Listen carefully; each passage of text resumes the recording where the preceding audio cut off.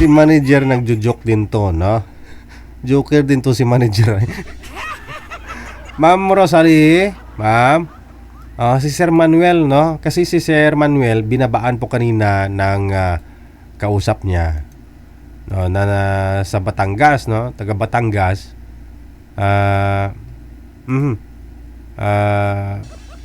Saan nga po kayo, sir? Ma'am, nasa Canada po si sir, ma'am. Okay lang po ba? Medyo malayo-layo kaysa sayo, ma'am. Layo. Layo. Pero di bale, kasi nagpa-flight naman, nagbabakasyon naman si sir dyan paminsan-minsan sa inyo, sa Australia. Okay po. Sakay si Silhig,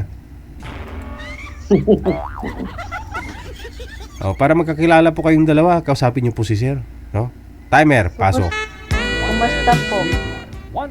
Magpakita po kayo, Wala ma'am. naman kamera, ma'am. Wala, may camera po. Wala ho, ma'am. Nawala po kayo. Ayun na, meron na. Ayan. Kumusta po kayo? Taga saan? Okay lang, ma'am. Taga saan ka, ma'am? Dito po ako nakatira sa Australia. Pakisagad nga po ng mga ulo ninyo sa screen. Pakisagad ho ng mga ulo. Lo, bakit ulo naman? Hindi ho kasi kita masyado no, ma'am? Ito. Ayan.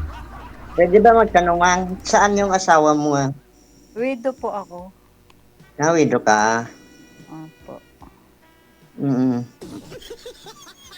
May Kayo pinsan po. ako dyan sa... May pinsan din ako dyan sa Australia kasi. Sampo siya dito sa Australia.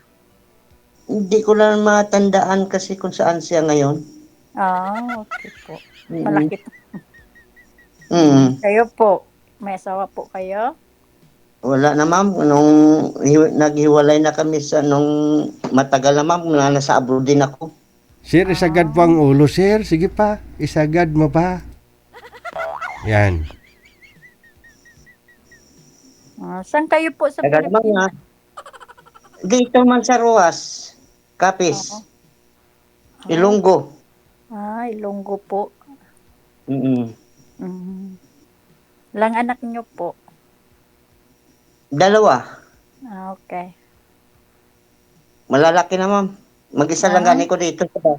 Mag-isa lang ako rito sa bahay kasi, ma'am. Hindi mo kasama yung mga anak niyo po? Wala na, may mga pamilya na rin. Malalaki na sila. Oo. That's good. Kayo, ma'am? Wala po akong anak. Natagal ka na dyan sa Australia, ma'am? Opo. Kalak sana ako dyan maghanap ng trabaho, eh. Construction ba? Saan Kung po mayroon lang. kayo? Nasaan po kayo? Pilipinas? Oo, nasa Pilipinas ako, ma'am. Okay.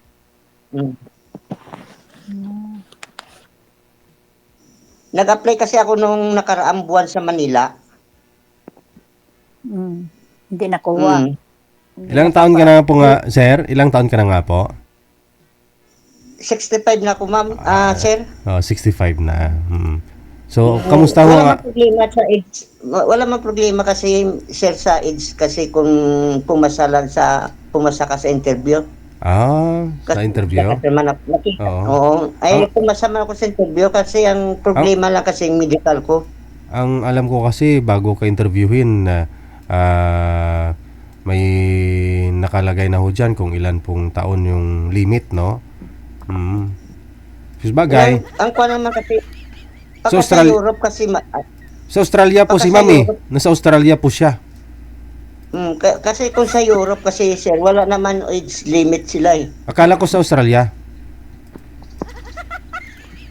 Nawala si mama. Oo nga po. Tani, sige silingan mo na lang sa Canada kay siling ko kaina sa Canada ka subong. Tapos silingon mo nga nasa Ruhas ka. Pinataya pala. Booking mo kugulingon mo. Nabuligan ta na kagani. Mabudlay man sir kung magpamangkot sa ako kung anong lugar sa Canada kay wala man kakakwan. Silingon Vancouver ah. Sumali ako dyan ako nung sa inyo, sir, nung nasa McKinley ako. Oh, te.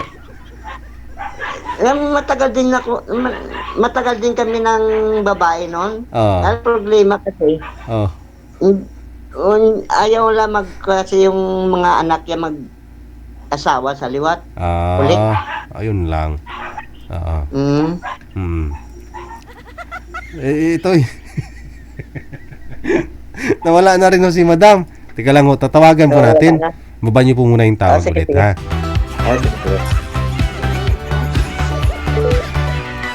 Yogs, kaya ginabuligan na, tapos bookingon pa kang kauling-kaulingon, blaw. Nasilingan na sa Canada, pro. Sabihin sa Pilipinas. Kundi, binaba ang tawag kay.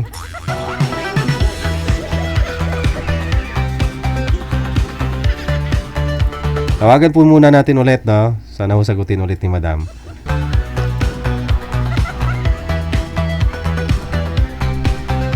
Akala ko ba naman yung mga bata, yun ang mga bata, hindi talaga nagsisinungaling, no?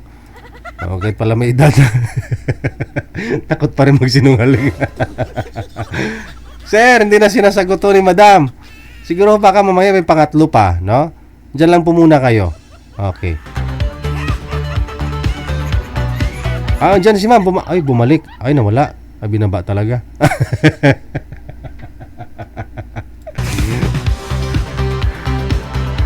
Ay, ambot na lang ini nga kabuhi.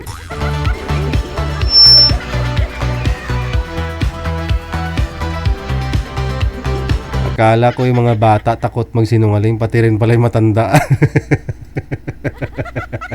Oo nga naman, baka tanungin kung saan sa Canada. Di alam.